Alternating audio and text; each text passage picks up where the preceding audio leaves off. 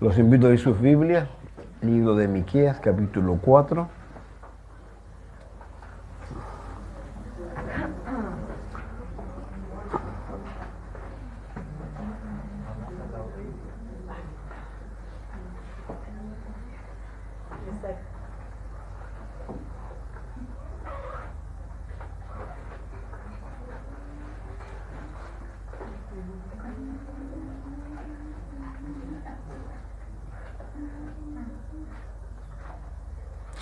Uno al 4.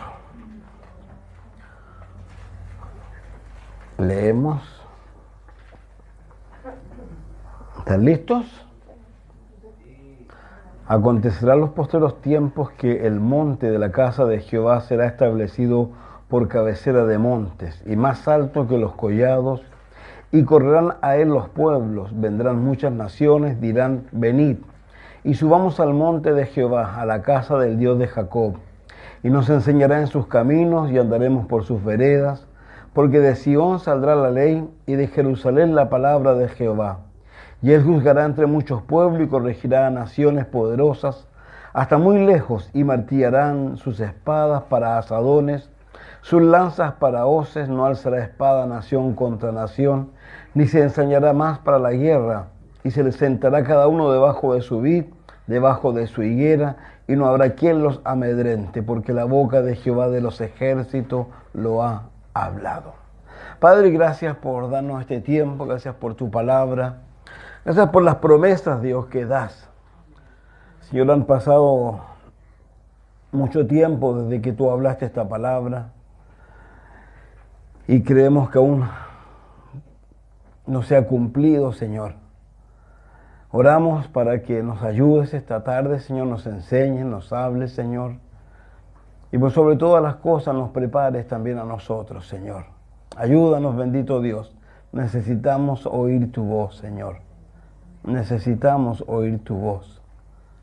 Pedimos, Dios, que tú vengas sobre nosotros, Señor, y nos des de tu poder, de tu espíritu. Queremos oírte, Señor, en nuestra vida, en nuestro caminar diario. Así que te rogamos esto, Dios, y te pedimos esto, Dios, en el nombre de Jesús. Amén. Bien, como sabemos, Miqueas viene hablando de cosas más o menos difíciles para las personas que le está tocando oír. En este caso son el reino del norte, el reino del sur también. Ellos van a librar. La semana pasada hicimos mención de eso y yo les quería mostrar un texto. Quiero que vayamos al libro de Jeremías, por favor, al capítulo 26, verso 17 al 19. Porque una de las cosas increíbles de la palabra de Dios es que podemos ver en ella las cosas que ocurren y tal como la historia. Porque la profecía es historia futura y también hay historia pasada. Y aquí lo que está hablando Miqueas de alguna manera va a ser historia futura, pero la época de Jeremías fue historia pasada. Y dice Jeremías 26, versos 17 al 19.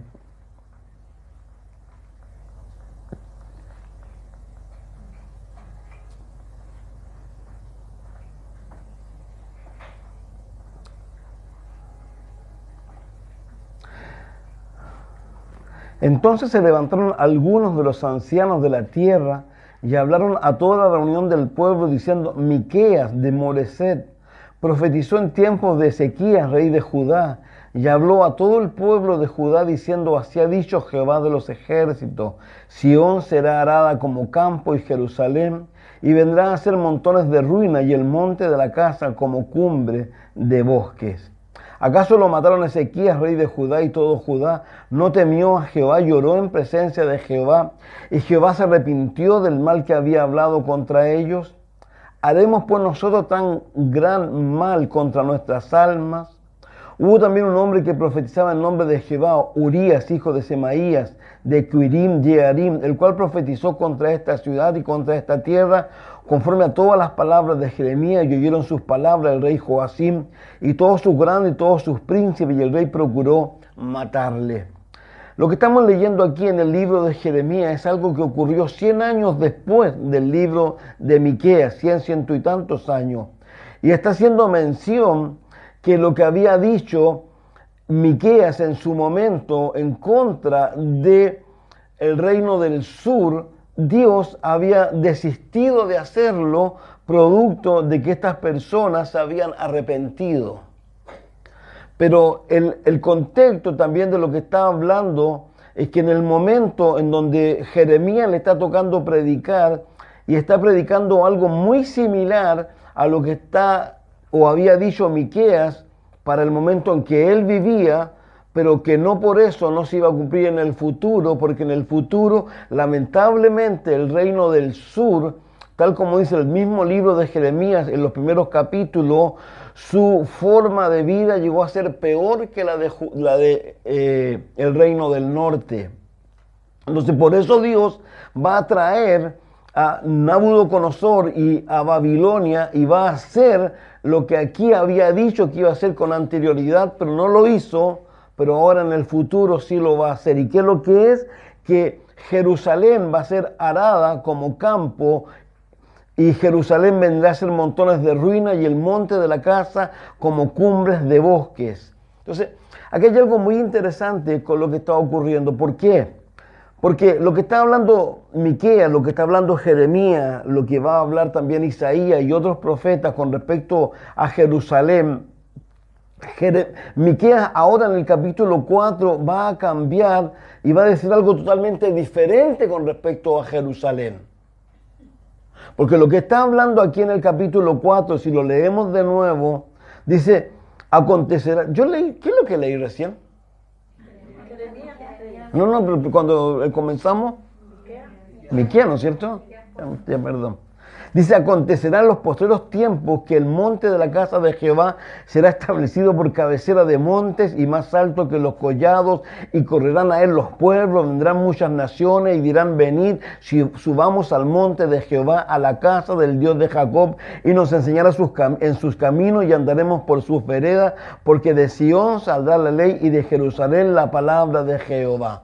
Y él juzgará entre muchos pueblos y corregirá a naciones poderosas hasta muy lejos, martillarán sus espadas para asadones y sus lanzas para hoces, no alzarán espada nación contra nación, ni se ensañarán más para la guerra, y se sentará cada uno debajo de su vid, debajo de su higuera, no habrá quien los amedrente, porque la boca de Jehová de los ejércitos lo ha hablado. Fíjese que es interesante lo que hay aquí, ¿por qué? Porque de alguna manera el tema que está sacando Miqueas aquí es un nuevo tema y es el milenio. En donde la misma Jerusalén que ha sido, si uno mira hacia atrás la historia, no es menor todo lo que ha ocurrido con Jerusalén.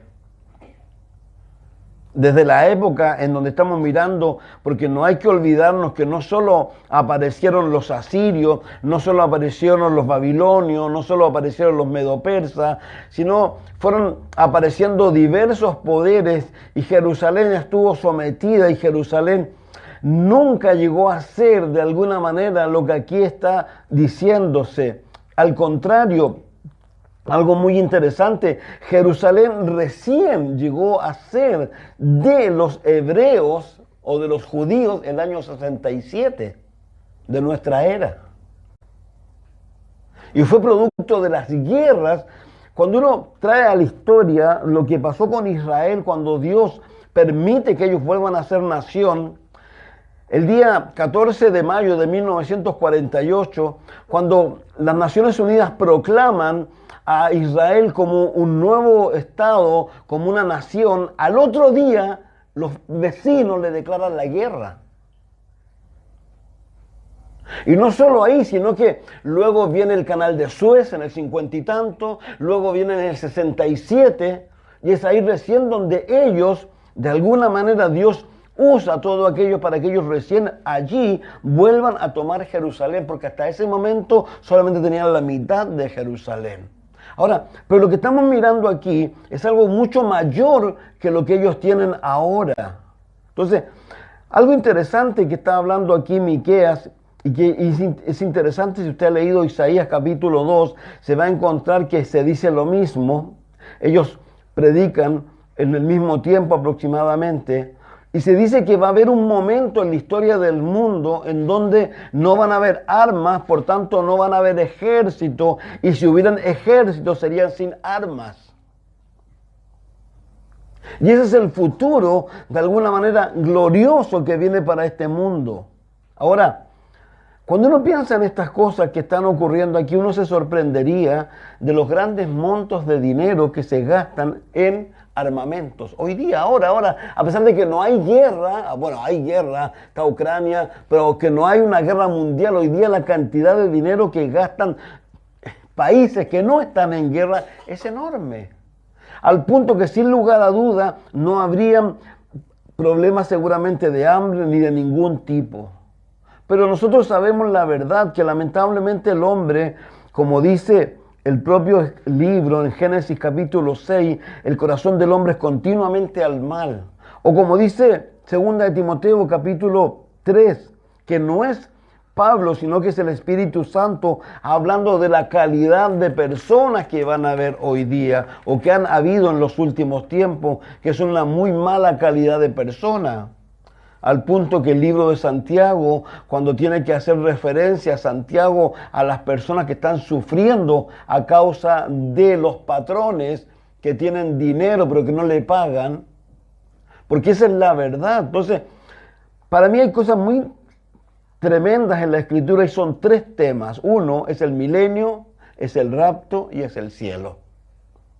Y son temas que no son menores porque de alguna manera son lo que tiene relación con nuestro futuro. Nosotros tenemos que tener una claridad absoluta primero de lo que somos y a dónde vamos. Una de las cosas que lamentablemente, aparentemente a muchas personas se les olvida. Son muchos hoy día los creyentes que de alguna manera pareciera que estas cosas no tienen ninguna importancia en su vida, sino que su vida realmente gira en torno a otras cosas. Y nosotros tenemos que tener cuidado. El Señor Jesús nos ha dicho claramente que no hagamos tesoros en la tierra, sino en el cielo. Que debemos buscarlo a Él primeramente y dejar que Él se encargue de las demás cosas. Yo siempre cito el mismo libro y el mismo capítulo cuando Jesús le dice a ellos: cuando ustedes vean ciertas cosas, erguíos, levántense porque vuestra redención está cerca. Tengan cuidado que su corazón no se cargue de glotonerías, embriagueces y algo muy sencillo, y de los afanes de este mundo. Nosotros tenemos que tener una claridad absoluta de lo que somos primero que nada. Cuando uno piense o cuando vamos a vivir, nos va a tocar vivir, porque espero que lo vivamos nosotros, ya sea por una u otra razón, porque vamos a estar en esa condición. En Apocalipsis capítulo 5, miren por favor versículo 5 al 14. El apóstol Juan recibe algo y él ve algo en donde tú y yo vamos a estar involucrados. Acuérdense que el capítulo 4 él fue llamado al cielo, de alguna manera representándonos a cada uno de nosotros. Y en el capítulo 5 nos dice claramente que él está llorando y dice: y uno de los ancianos me dijo: no llores, he aquí el león de la tribu de Judá, la raíz de David ha vencido para abrir el libro, desatar sus 7 sellos. Y miré y vi que en medio del trono y de los 4 seres vivientes y en medio de los ancianos estaba en pie un cordero como inmolado que tenía 7 cuernos, 7 ojos, los cuales son los 7 espíritus de Dios enviados por toda la tierra. Y vino y tomó el libro de la mano derecha del que estaba sentado en el trono. Y cuando hubo tomado el libro, los 4 seres vivientes y los 24 ancianos se postraron delante del cordero. Todos tenían arpas, copas de oro llenas de incienso, que son las oraciones de los santos, y cantaban un nuevo cántico diciendo: digno eres de tomar el libro, de abrir su sello, porque tú fuiste inmolado y con tu sangre nos has redimido para Dios de todo linaje, lengua, pueblo y nación, y nos has hecho para nuestro Dios reyes y sacerdotes, y reinaremos sobre la tierra. Eso es algo nuestro, es algo que tiene que ver con nosotros. Ahora, en el capítulo 20, por favor, del mismo libro de Apocalipsis, encontramos nuevamente, versículo 1 al 4, vi a un ángel que descendía del cielo con la llave del abismo y una gran cadena en la mano y prendió al dragón, la serpiente antigua, que es el diablo y Satanás, y lo ató por 1000 años y lo arrojó al abismo y lo encerró y puso su sello sobre él para que no engañase más a las naciones hasta que fuesen cumplidos 1000 años. Después de esto debe ser desatado por un poco de tiempo. Y vi tronos y se sentaron sobre ellos los que recibieron facultad de juzgar. Y vi las almas de los decapitados por causa del testimonio de Jesús, por la palabra de Dios, los que no habían adorado a la bestia ni a su imagen, que no recibieron la marca en su frente ni en sus manos, y vivieron y reinaron con Cristo 1000 años. El rapto de la iglesia, el milenio, el cielo, no son utopías, son cosas verdaderas. Son muchas las personas que niegan el rapto porque dicen que la palabra no está en las escrituras, pero en la escritura está claramente tipificado el rapto de la iglesia. El milenio de la misma manera. Ahora, ¿por qué hago este énfasis? Porque lamentablemente hoy día hay muchos grupos de cristianos que niegan esto. Entonces se sorprendería. Ellos dicen, son los amileniaristas, amilenio, una palabra, cuando está antes del milenio, no hay milenio para ellos. Dice que todo eso que está ahí escrito, de alguna manera, son cosas que hay que espiritualizar o alegorizar. Y ellos se atreven a decir que el milenio es lo que está ocurriendo desde que resucitó Jesucristo hasta que de alguna manera todo esto se acabe de un momento a otro y ellos venga un rapto, venga un regreso y viene el cielo nuevo y tierra nueva. Ahora, pero aquí hay algo que es importante y yo quiero que usted, al igual que yo, volverá a reiterar esto. ¿Por qué? Porque cuando uno mira las escrituras, si fuera así, como ellos dicen, la escritura nos muestra algo totalmente contrario a esto. El problema es que la escritura muestra que la historia del mundo, desde la época de la resurrección hasta hoy, no refleja para nada lo que la escritura dice del milenio. Muchas veces nos hemos detenido en el milenio. Vamos a leer un texto solamente. Los animo a ir a Isaías 11. Vamos a volver al tema.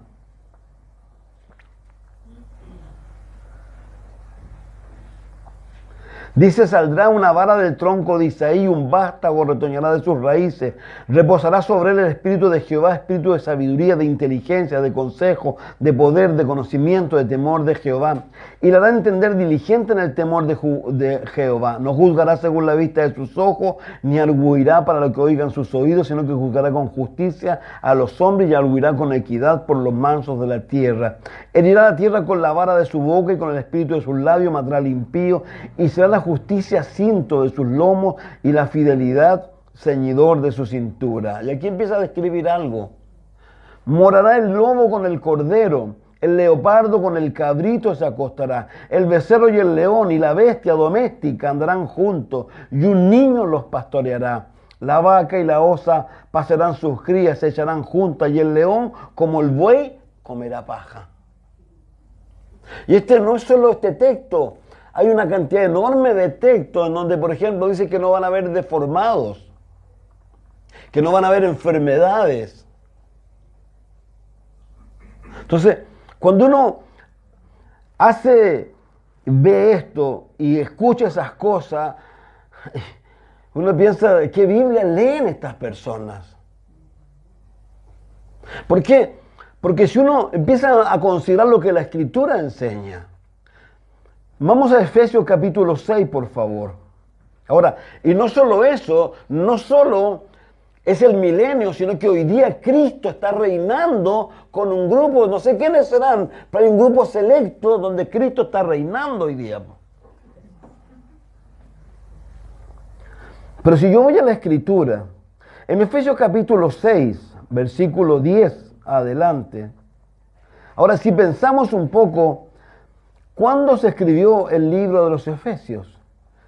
El libro de los Efesios se escribe con Pablo estando preso en Roma, ¿no es cierto? Aproximadamente debe ser el año 50 y tantos, 60. Si fuera el milenio, hay algo que en el milenio, por favor, no hay que olvidarse, que es una medida que se toma en forma inmediata por el nuevo gobierno. Esto es como cuando hay cambios de gobierno y emiten aquí y allá cosas. El nuevo gobierno va a emitir una orden. Si usted lo leyó recién en capítulo 20, verso 1 al 4, ¿qué es lo que nos decía allí? Que una de las primeras cosas que se hace, voy a ir nuevamente a Apocalipsis 20. Vi a un ángel que descendía del cielo con la llave del abismo, una gran cadena en la mano, y prendió al dragón, la serpiente antigua, que es el diablo y Satanás, y lo ató por 1000 años, y lo arrojó al abismo y lo encerró y puso sus sellos sobre él. Digamos, la primera normativa, la primera medida del nuevo gobierno es atar a Satanás. No se olvide, por favor, que ya el anticristo y el falso profeta, ¿dónde están? En el lugar que arde con fuego y azufre.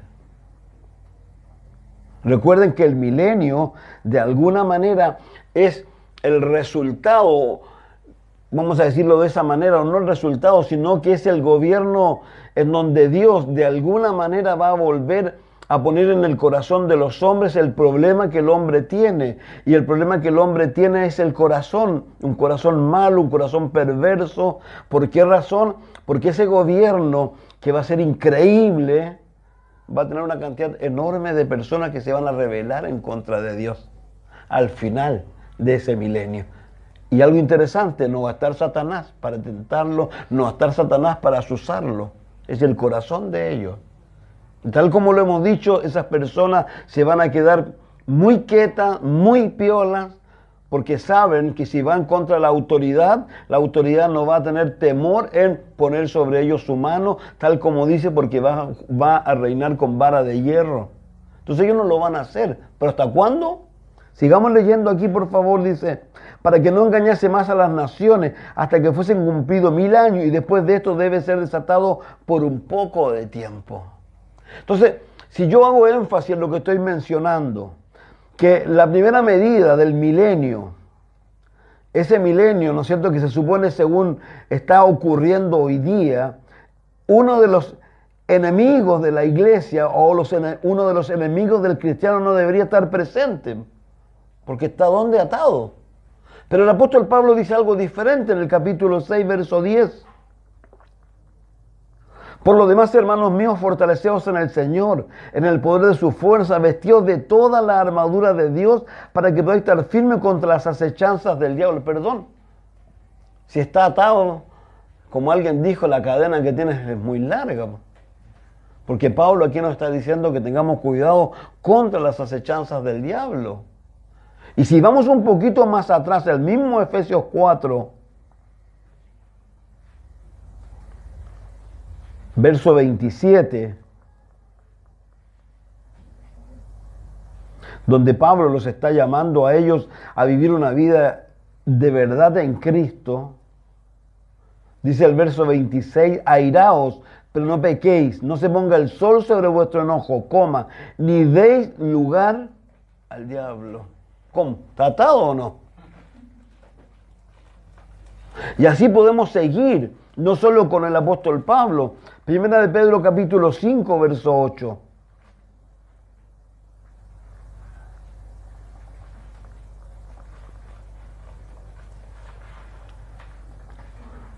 Pablo haciendo un llamado, ¿no es cierto?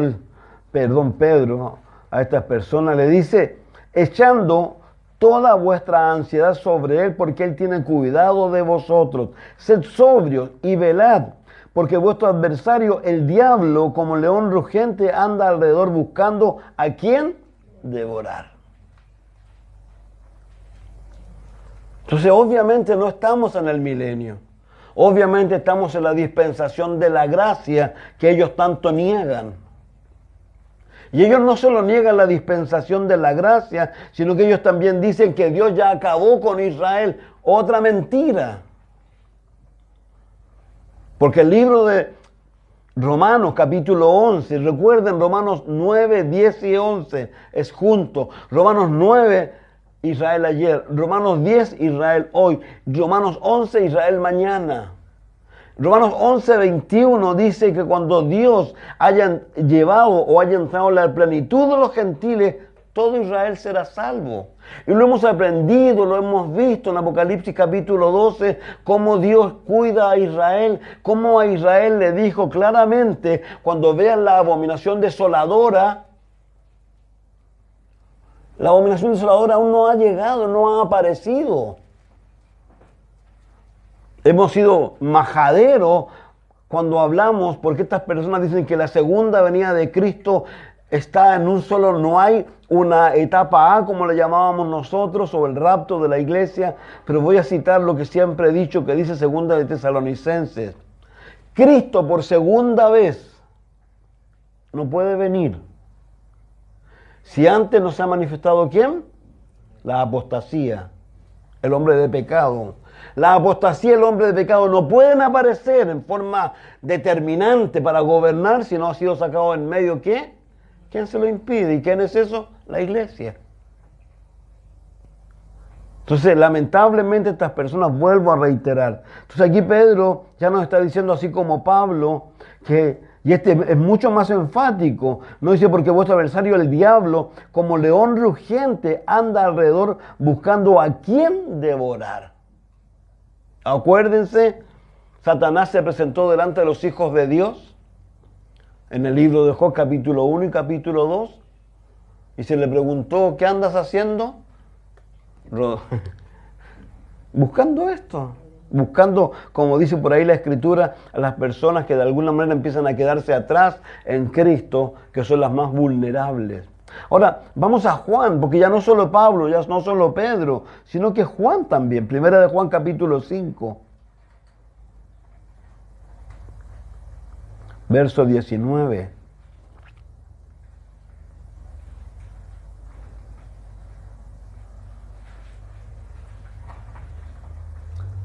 Sabemos que somos de Dios y el mundo entero está bajo el maligno. Entonces claramente no hay una escritura que pueda apoyar, y ellos para apoyar sus cosas tienen que alegorizar. ¿Sabes lo que significa alegorizar? Significa que yo puedo tomar la escritura y decir con ella lo que a mí se me antoje. Nosotros creemos en el método literal gramatical, que Dios es tan inteligente para decirme que el blanco es blanco. Que yo no tengo que andar buscando secretos en la Biblia.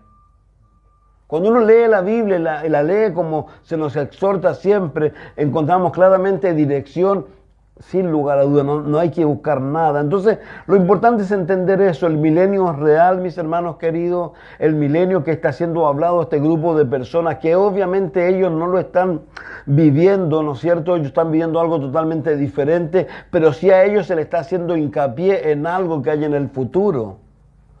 Ahora, algo importante con todo esto, vamos a ir descubriéndolo poco a poco. Quiero reiterar algo. Vayamos al capítulo 19, verso 1 al 21 de Apocalipsis. Dice, después de esto oí una gran voz de gran multitud en el cielo que decía, aleluya, salvación, honra, gloria, poder son del Señor Dios nuestro, porque sus juicios son verdaderos, justos, pues ha juzgado a la gran ramera que ha corrompido la tierra con su fornicación, ha vengado la sangre de sus siervos de la mano de ella. Otra vez dijeron, aleluya, el humo de ella sube por los siglos de los siglos, y los 24 ancianos y los 4 seres vivientes se postraron en tierra, adoraron a Dios que está sentado en el trono y decían, amén, aleluya. Y salió del trono una voz que decía, alabad a nuestro Dios todos sus siervos y los que le teméis, así pequeños como grandes. Y oí como la voz de una gran multitud, como el estruendo de muchas aguas, y como la voz de grandes truenos que decía, aleluya, porque el Señor nuestro Dios todopoderoso reina. Gocémonos y alegrémonos y démosle gloria, porque han llegado las bodas del Cordero y su esposa se ha preparado y a ella se le ha concedido que se vista de lino limpio y resplandeciente, porque el lino fino es las acciones justas de los santos. Por favor, no te olvides de algo. Y lo hemos dicho, lo vamos a reiterar un poco al final. Tal como se ha dicho, como se le dijo a Abraham, que Dios no va a juzgar al mundo junto con el creyente. Dios ha hecho siempre un énfasis en que Él va a juzgar primero la iglesia o va a juzgar primero su pueblo. Dice las Escrituras que Dios, antes de juzgar al mundo, va a juzgar su iglesia. El rapto es el juicio de la iglesia. Luego del rapto, todos sabemos lo que dice el libro de Romanos capítulo 14, lo que dice Primera de Corintios capítulo 3, que todos nosotros, por ejemplo Romanos lo voy a citar, simplemente voy a parafrasearlo. Dice, por favor, déjense de empezar a mirarse unos a otros, dejen de cuestionarse, déjense de andarse juzgando unos a otros. Y dice, ¿por qué? Porque cada uno dará a Dios cuenta de sí. ¿Cuándo vamos a dar a Dios cuenta de sí? Cuando seamos llevados de aquí y cuando vayamos al tribunal de Cristo. Entonces, lo que se está desarrollando, por ejemplo, más abajo en el capítulo 4 de Miqueas, vamos a hablar de Armagedón, no lo vamos a hablar hoy día. Pero cuando empezamos a mirar lo que está ocurriendo en el cielo, ¿no es cierto? Que estamos ante el tribunal de Cristo, y algo interesante, ¿por qué? Porque dice, gocémonos, ha dicho Cristo va a reinar, gocémonos, alegrémonos, démosle gloria porque han llegado las bodas del Cordero, su esposa se ha preparado a... ¿Quién es la esposa? Ahora, obviamente es la novia, que es la iglesia, y se va a convertir en la esposa. Pero lo que dice, y a ella se le ha concedido que se vista de lino limpio, resplandeciente, porque el lino fino es las acciones justas de los santos. Obviamente todo lo que tú hagas en esta tierra, desde el momento que recibiste a Jesús hasta el momento en que te vayas con Jesús, ya sea por la muerte o por el rapto, y todo lo que tú hayas hecho en Cristo, Dios te lo va a aprobar si lo hiciste por amor o por alguna otra razón. Así que el fuego la va a probar. Ahí no hay argumento. Ah, Señor, no hay argumento. Dios tiene un método infalible que ese va a dar al tiro de decir, ¿es por amor o no es por amor? Y dice que algunas personas van a salir de ese lugar salvos. ¿Pero cómo? Por fuego. Como digo yo, como diciéndose, ya apúrate por favor que viene alguien detrás tuyo. Y yo digo y lo reitero, y muchos van a llorar. Y si no fuera por lo que dice el libro de Apocalipsis, que Dios enjuga toda lágrima, se lloraría por toda la eternidad. ¿Pero por qué se lloraría? Hay un gozo, hay una alegría, sin lugar a dudas de estar ahí, pero se va a llorar ¿por qué? De no haber hecho con la vida propia algo mucho mejor. Ya haber dedicado toda mi vida a lo mejor en busca de otras cosas que realmente Dios nunca me llamó a que buscara. Entonces, ocurre ahí, y aquí lo dice, y algo interesante, porque sigue, dice, y el ángel me dijo, el verso 9, escribe, bienaventurados los que son llamados a la cena. Primero era la boda, la cena es en la tierra. Son invitados todas las personas, es Israel invitado. ¿Por qué? Porque es el comienzo del milenio. Y me dijo, estas son palabras verdaderas de Dios. Por favor, no se olvide que en Mateo 25, 31 al 41, claramente antes de eso, cuando Dios juzga, dice, y le dice el de la derecha, ¿no es cierto? Le dice, venid, entrad al reino preparado por mi Padre. Y eso es el reino milenial. Como lo hemos dicho, ellos van a entrar, a diferencia de nosotros, ellos en carne y hueso. Nosotros similar a Cristo Jesús, porque ya nos morimos o fuimos llevados en el rapto. Yo me postré a sus pies para adorarle y él me dijo, mira, no lo hagas, soy consiervo tuyo, de tus hermanos que retienen el testimonio de Jesús. Adora a Dios porque el testimonio de Jesús es el espíritu de la profecía. Entonces vi el cielo abierto y un caballo blanco y el que lo montaba se llamaba Fiel, verdadero, con justicia juzga, pelea, sus hojas eran como llama de fuego y había en su cabeza muchas diademas y tenía un nombre escrito que ninguno conocía sino él mismo. Estaba vestido de una ropa teñida en sangre y su nombre es el Verbo de Dios. Y los ejércitos celestiales vestidos de lino fino, blanco, limpio, le siguen en caballos blancos, la iglesia. De su boca sale una espada aguda para herir con ella a las naciones, y él regirá con vara de hierro, y él pisa el lagar del vino y del furor de la ira del Dios Todopoderoso, y su vestidura y su muslo tiene escrito el Rey de Reyes, Señor de Señores. ¿Se acuerdan por qué hacíamos la diferencia entre este hombre o entre este personaje, si pudiéramos llamarlo, y el capítulo 6? Porque el capítulo 6 no tiene el título, no tiene nada, no es Cristo, es el anticristo. Este es Cristo. Y dice, y vi a un ángel que estaba en pie en el sol y clamaba a gran voz diciendo a todas las aves que vuelan en medio del cielo, venid congregados a la gran cena de Dios, para que comáis carne de reyes, de capitanes, carne de fuertes, carne de caballos, de sus jinetes, y carne de todo, libres y esclavos, pequeños y grandes. Y vi a la bestia, a los reyes de la tierra, a sus ejércitos reunidos para guerrear contra el que montaba el caballo, contra su ejército. Y la bestia fue apresada, y con ella el falso profeta que había hecho delante de ella las señales con las cuales había engañado a los que recibieron la marca de la bestia y habían adorado su imagen.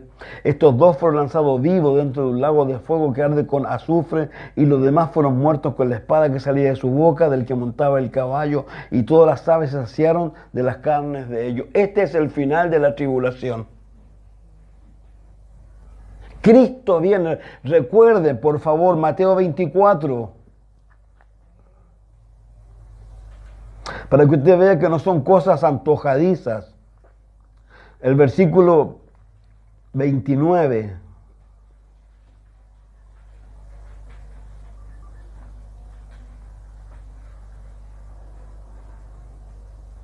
E inmediatamente después de la tribulación de aquellos días, el sol se oscurece, la luna no da su resplandor, las estrellas caen del cielo, las potencias de los cielos son conmovidas. Entonces aparecerá la señal del Hijo del Hombre en el cielo. Entonces lamentarán todas las tribus de la tierra y verán al Hijo del Hombre viniendo sobre las nubes del cielo con poder y gran gloria. Enviará, dice, sus ángeles con voz de trompeta y juntará a sus escogidos, Israel. Porque la iglesia viene con él. Pero ¿qué es lo interesante? Vuelvo a reiterar, porque luego ahí en Apocalipsis lo que comienza es lo que acabamos de mencionar. El capítulo 19 culmina, ¿no es cierto?, con todos estos individuos muertos algunos y siendo echados al lugar de tormento, y este falso profeta y este anticristo al lugar que arde con fuego y azufre. Y en el capítulo 20 encontramos lo que decíamos recién, a Satanás atado. Vi un ángel que descendía del cielo con la llave del abismo. Estas personas, por ejemplo, a pesar de que la Biblia, en el libro de Apocalipsis capítulo 1, verso 19, ¿se acuerdan lo que dice allí? Ahí hace una división del libro.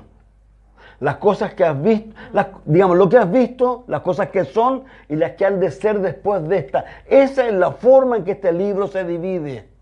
Pero ellos no lo dividen así, pues. Ellos dividen el capítulo 20 y lo juntan con el 21. ¿Para qué? Para que no haya esa cosa natural que sigue de lo que acabamos de leer. Del 19 pasamos a al 20. Pasamos de que Cristo viene por segunda vez, ¿no es cierto?, ¿a qué? A juzgar a las naciones y va a comenzar el milenio. Eso es lo que dice aquí. Pero ellos, ¿qué es lo que hacen? De alguna manera lo niegan esto porque lo alegorizan. Ahora, algo interesante, el libro de Miqueas. Yo no sé si usted se acordará. ¿Por qué usted se acuerda del libro de Miqueas? ¿Sabe por qué se acuerda la gran mayoría de la gente del libro de Miqueas o no? Porque ahí hay una profecía.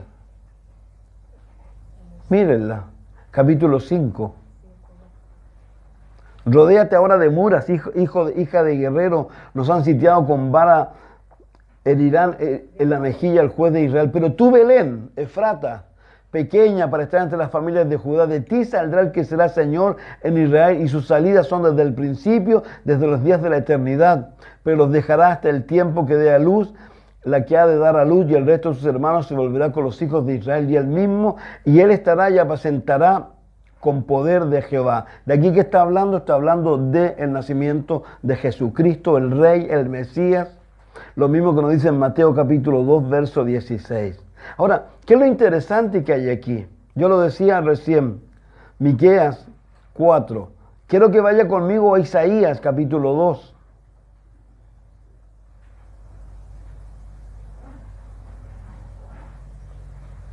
Lo que vio Isaías, hijo de Amós, acerca de Judá y de Jerusalén. Acontecerá en los postreros de los tiempos, nuevamente, que será confirmado el monte de la casa de Jehová como cabeza de los montes, y será exaltado sobre los collados. Correrán a él todas las naciones, y vendrán muchos pueblos, y dirán, venid, subamos al monte de Jehová, a la casa del Dios de Jacob. Nos enseñará sus caminos, caminaremos por sus sendas, porque de Sión saldrá la ley, y de Jerusalén la palabra de Jehová.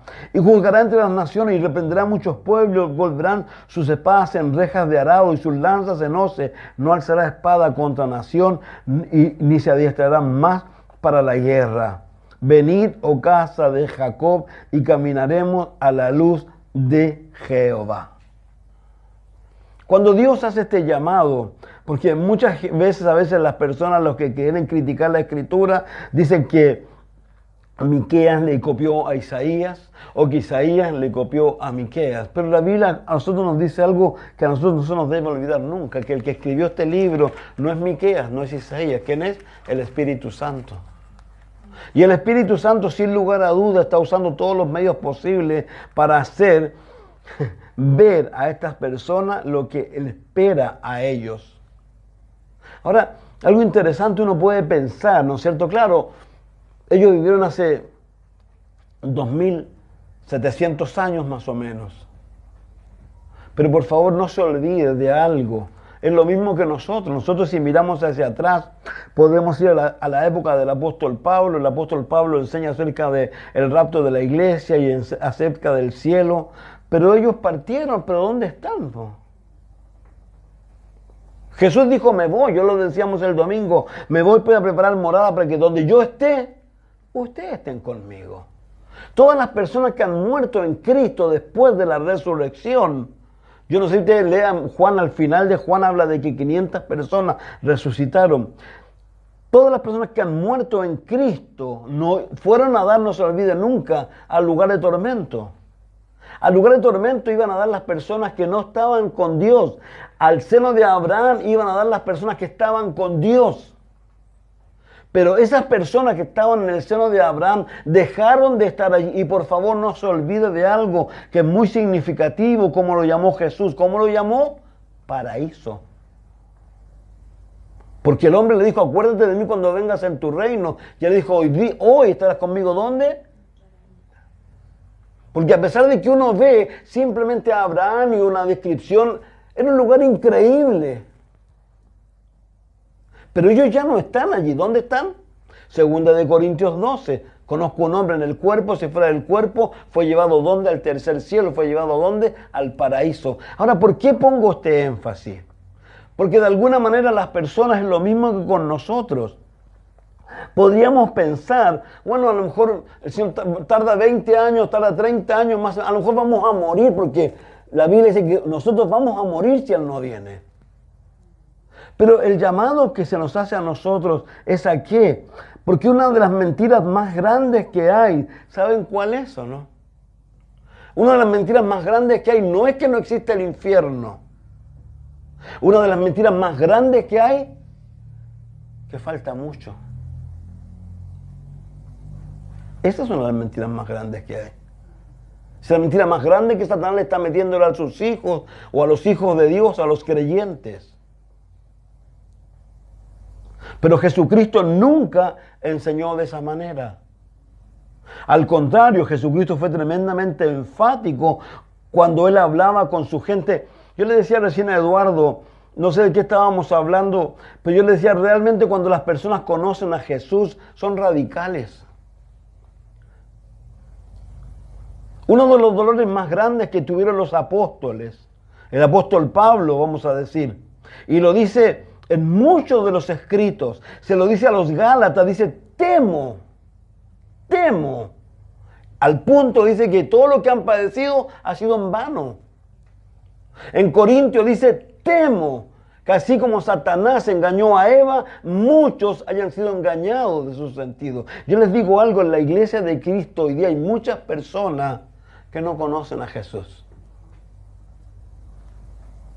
que no han nacido de nuevo, porque no son radicales. Dios nos invita a nosotros a hacer la dieta. Vuelvo a reiterar, piensen, Dios le está diciendo por medio de Miqueas a este grupo de personas, ¿no es cierto?, lo que va a acontecer en un futuro lejano.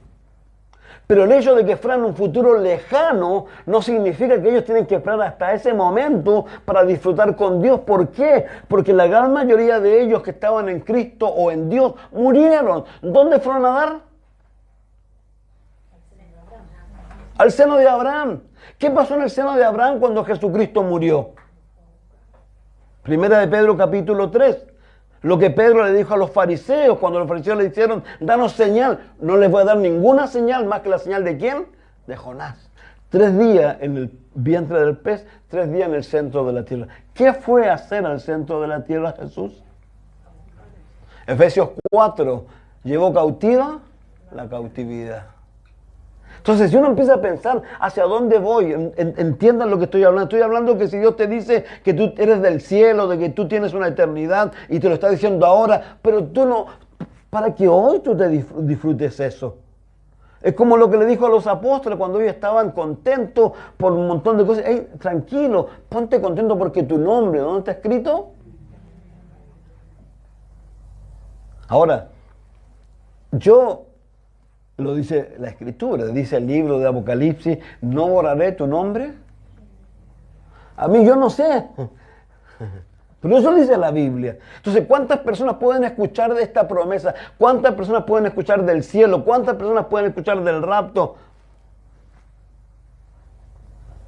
Pero eso de verdad tiene que moverte a ti, tiene que moverme a mí. Yo quiero vivir para Dios. Yo le decía ayer al Señor, lo que menos quiero que haya en mí, yo no quiero ser el doctor Jenkins. ¿Lo conocen o no? Había un hombre antiguo en una película que tenía 2 personas. En la mañana, en el día era un caballero y en la noche se transformaba, era un... ¿Cuántos creyentes no tienen una doble vida? ¿Cuántos creyentes dicen cosas que no corresponden? Yo les decía, para mí una de las cosas más tristes que hay cuando escucho de esposas que sus esposos que son creyentes le ponen problemas para las cosas de Dios. Estamos hablando de esposos creyentes, se supone que vienen a la iglesia. ¿Dónde está ese concepto? ¿Dónde está esa esperanza? ¿Dónde está ese... lo que cantamos? Tú eres todo para mí, Señor. ¿Realmente Dios es todo para nosotros? O podemos con facilidad, como alguna vez yo lo he dicho y lo he parafraseado, como dice Colosenses 3, por favor ponle el mismo énfasis que le ponen a las cosas del mundo, a las cosas de Dios. ¿Por qué Dios puede estar celoso? Si pudiéramos decir, no se olvide que Dios dice que es celoso. Porque tú te levantas, tú nunca llegas atrasado a tu iglesia, a tu trabajo. Tú nunca faltas al trabajo. Nunca. No sé si me entienden lo que le estoy diciendo. Cuando hablamos de esa fidelidad que Dios nos exige, al punto de lo que la Escritura nos enseña.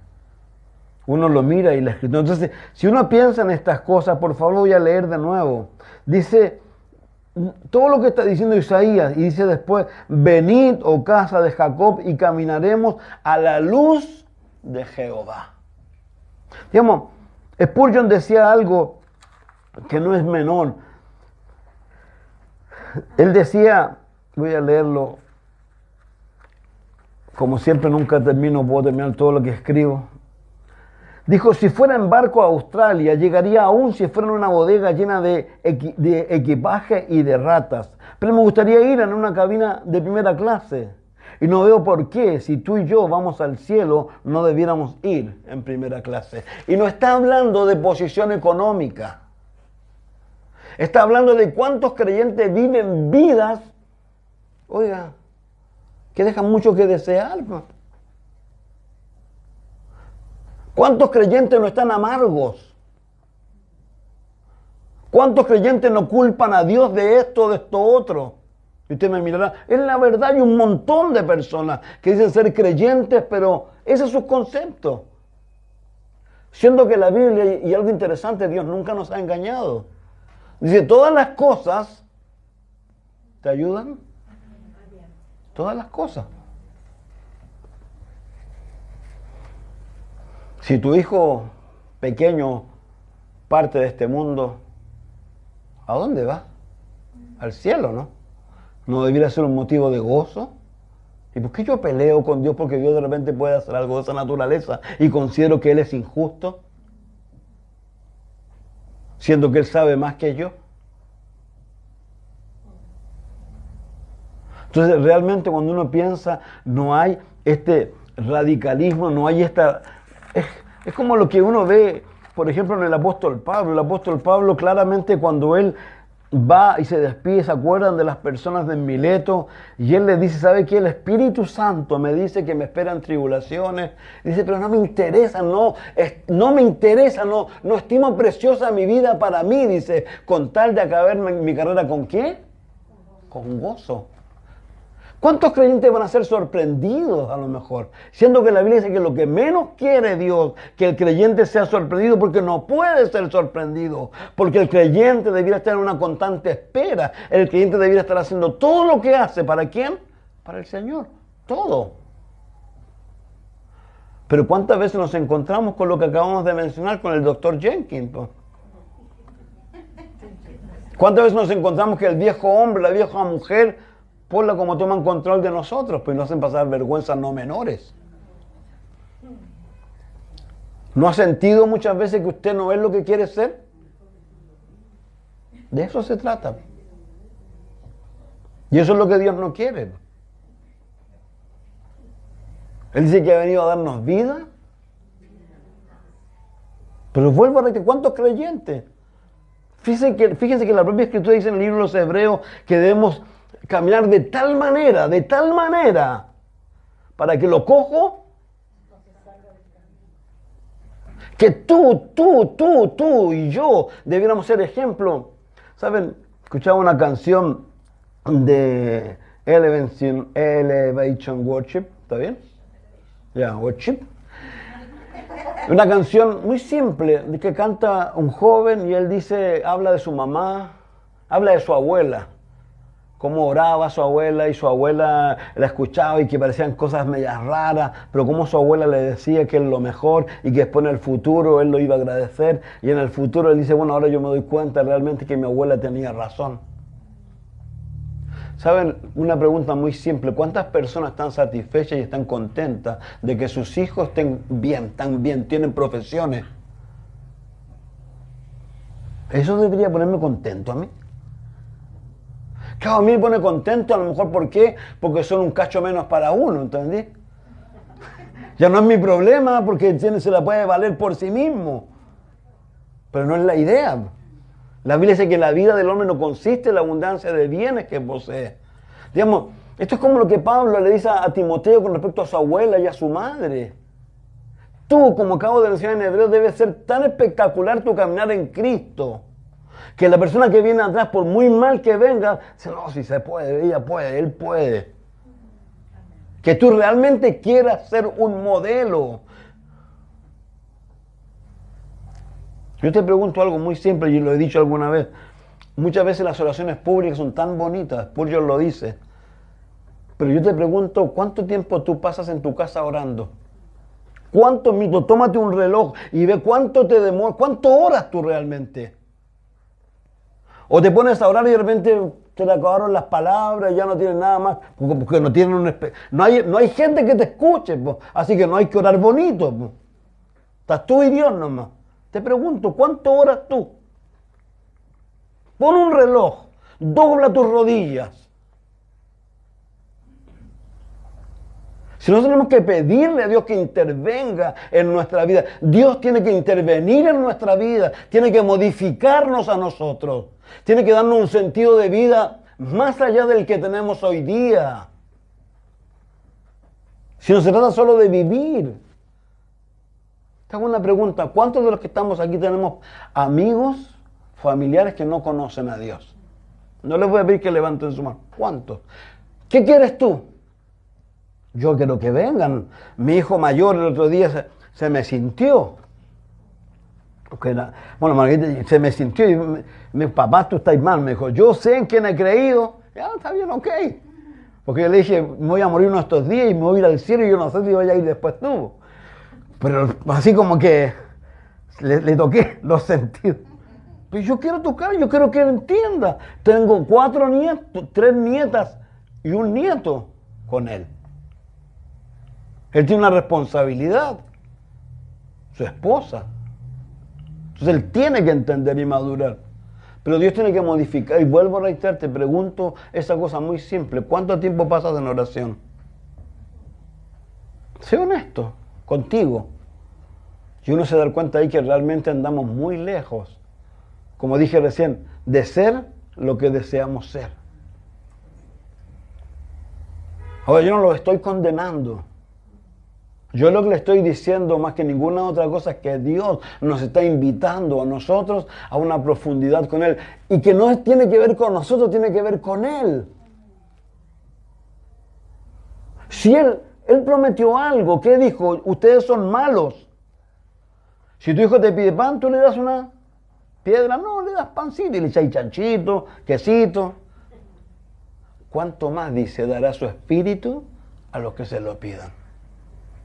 Reitero, ¿por qué le dijo a los apóstoles? Había soplado en ellos el espíritu en Juan 20. ¿Por qué no quedó ahí? Si el espíritu está en ellos, ya lo selló. ¿Por qué le dijo no se vayan? Porque él le había dicho el espíritu no solo en. El espíritu tiene que ser sobre. Pero es como lo que dice Pablo a los corintios, anhelen los dones espirituales. Tú tienes que tener una pelea con Dios, yo siempre lo digo.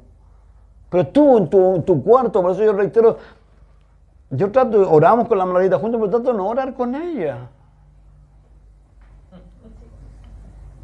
Porque yo puedo ser un tropiezo a ella y a mí, cada uno va a su santo.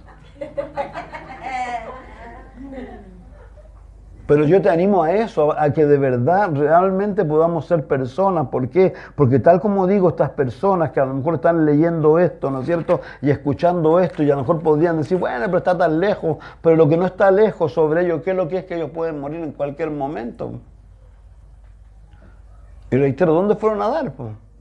Algunos, ¿dónde? Al seno de Aarón. Y los otros, al lugar de tormento. Y todavía están lamentando su decisión. Todavía están lamentando el haberse equivocado.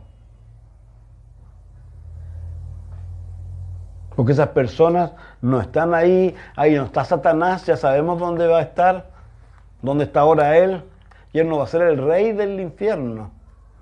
El falso profeta no es el rey del lugar que arde con fuego y azufre. Entonces, lo que dice aquí la Escritura, lo que más quiere Dios, ¿qué es lo que es?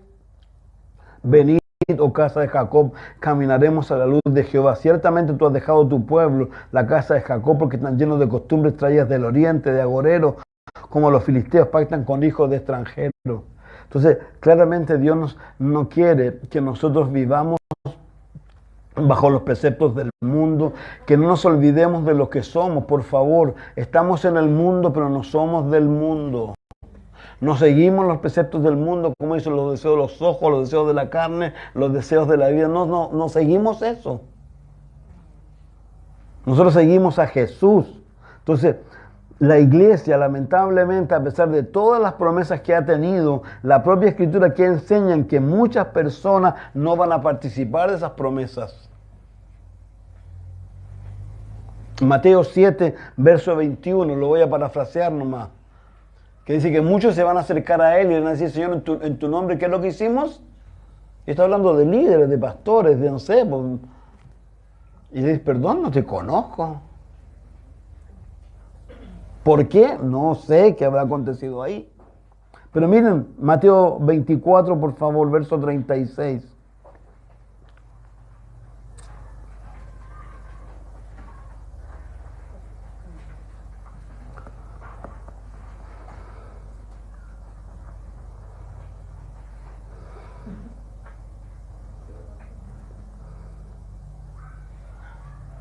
Es Jesús, por favor. Pero el día y la hora nadie sabe, ni aun los ángeles de los cielos, sino solo mi Padre. Más como los días de Noé, así será la venida del Hijo del Hombre. Porque como los días antes del diluvio estaban comiendo, bebiendo, casándose, dándose en casamiento, hasta el día en que Noé entró en el arca y no entendieron hasta que vino el diluvio y se los llevó a todos. Así era también la venida del Hijo del Hombre. Entonces estarán dos en el campo, uno será tomado y el otro será dejado. Dos mujeres estarán moliendo en un molino, la una será tomada, la otra será dejada. Velad pues, porque no sabéis a qué hora ha de venir vuestro Señor. Pero sabéis de esto, que si el padre de familia supiese a qué hora el ladrón habría de venir, velaría y no dejaría minar su casa. Por tanto, también vosotros estad preparados, porque el Hijo del Hombre vendrá a la hora que no pensáis.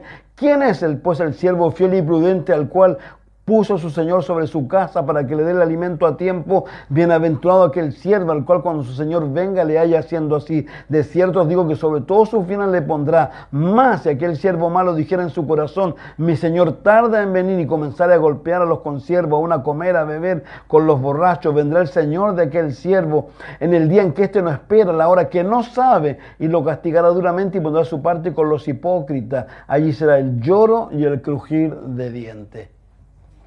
A pesar de todas las promesas que hay, estas personas, no todas participan de esto. ¿Por qué razón? El Señor sabrá el porqué. Y Él sigue hablando, miren el capítulo que sigue. Entonces el reino de los cielos será semejante a 10 vírgenes que tomando sus lámparas salieron a recibir al esposo. 5 de ellas eran prudentes, 5 insensatas. Las insensatas tomando sus lámparas no tomaron consigo aceite, mas las prudentes tomaron aceite en sus vasijas juntamente con sus lámparas. Y tardándose el esposo, cabecearon todas y se durmieron. Ya a la medianoche se oyó un clamor. He aquí viene el esposo, salía a recibirle. Entonces todas aquellas vírgenes se levantaron, arreglaron sus lámparas. Las insensatas dijeron a las prudentes, dadnos de vuestro aceite, porque vuestras lámparas, porque nuestras lámparas se apagan. Más las prudentes respondieron diciendo, para que no nos falte a nosotras y a vosotras, id más bien a los que venden y comprad por vosotras mismas. Pero mientras ellas iban a comprar, vino el esposo, y las que estaban preparadas entraron con él a las bodas y se cerró la puerta. Después vinieron también las otras vírgenes diciendo, Señor, Señor, ábrenos. Mateo dice lo mismo, no todo el que me dice Señor, Señor, ábrenos. Mas él respondiendo dijo, de cierto digo que no os conozco. Velad pues. Fíjese que es Cristo.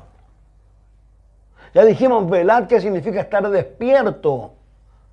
Como yo digo, si estás invitando a alguien a tu casa y no llega, tú no te sentás ahí así, oh. Yo creo que todos los que somos como yo están ahí saliendo a la ventana y estoy feliz que no aparece, tengo que preparar la mesa. Recuerden, por ejemplo, el mismo ejemplo que Jesús da cuando Él llama a las personas a la cena, ¿se acuerdan o no? ¿Y qué le dicen las personas?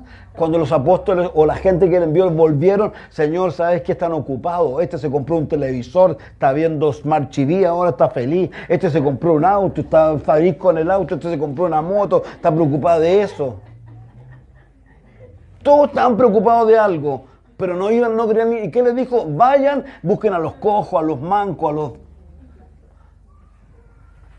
Porque así va a ser.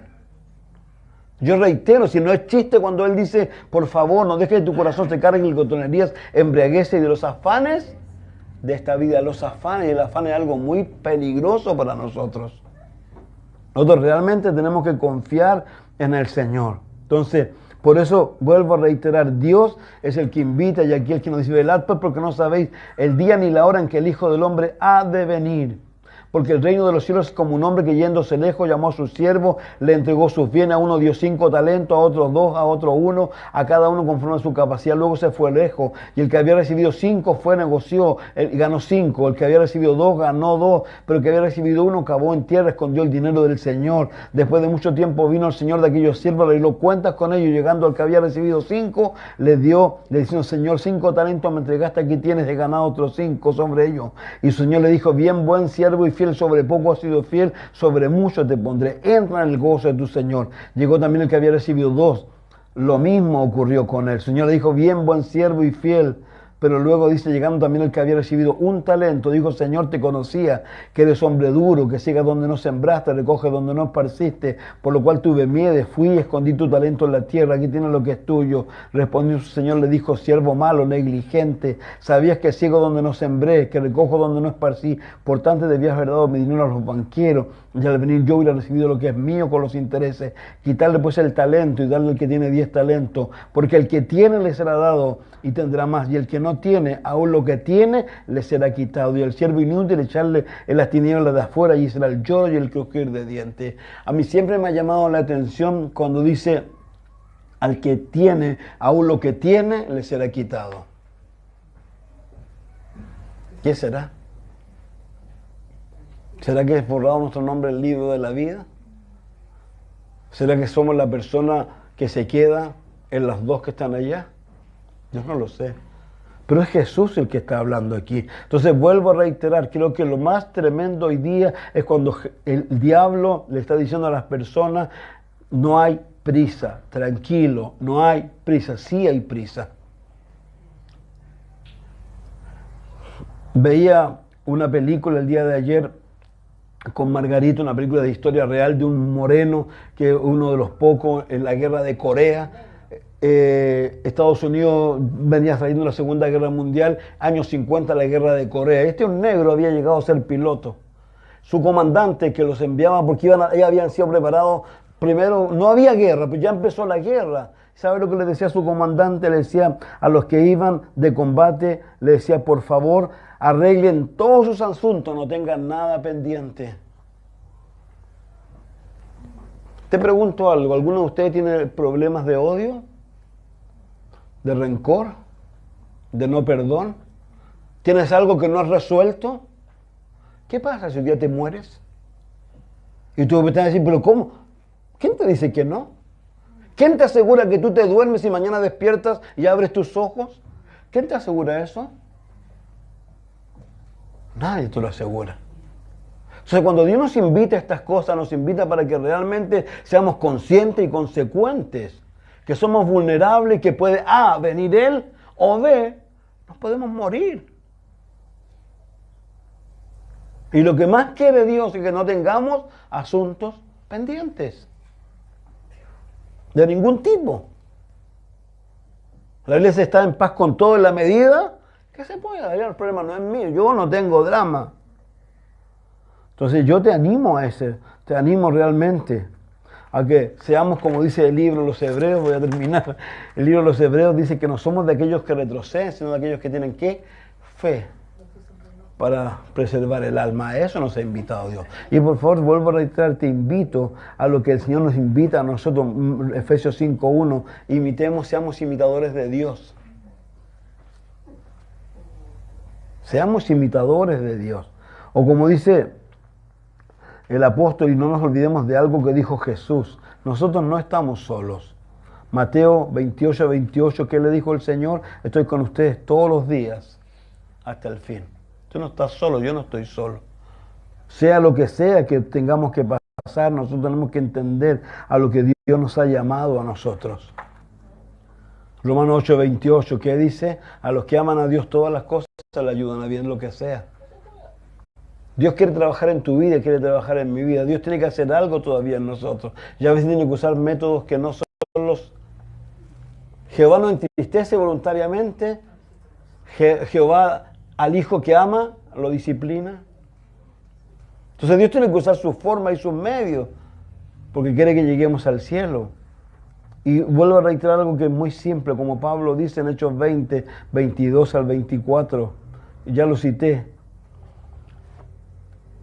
No estimo preciosa mi vida, con tal de acabar mi vida o mi carrera con gozo el ministerio que recibí de Dios. Y como dice Santiago 1, ¿estás en pruebas? ¿Estás en prueba? ¿Qué tienes que tener?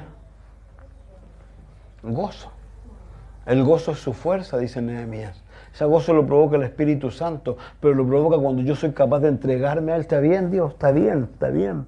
No entiendo nada, pero está bien. Tú mandas, tú sabes, yo no sé. Si esa debe ser nuestra actitud.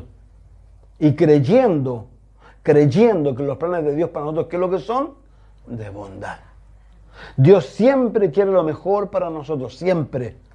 Pero lamentablemente nosotros pensamos que sabemos más que Dios. Y si Dios hace algo de esas medidas que acabo de decir, encontramos inaudito. ¿Cómo te le ocurrió a ti, Dios, hacer esto? ¿Cómo pensaste en hacer esto? Dios dice, yo sé lo que estoy haciendo. Tú eres el que no sabe. Entonces yo los animo, mis hermanos. Vuelvo a reiterar, Miqueas está hablando del milenio. Personas que a lo mejor era para un futuro lejos, pero les sirvió saber que todo lo que Dios le había prometido a ellos, porque Dios le hizo promesas ¿a quién? A Abraham. Le hizo promesas ¿a quién? A David.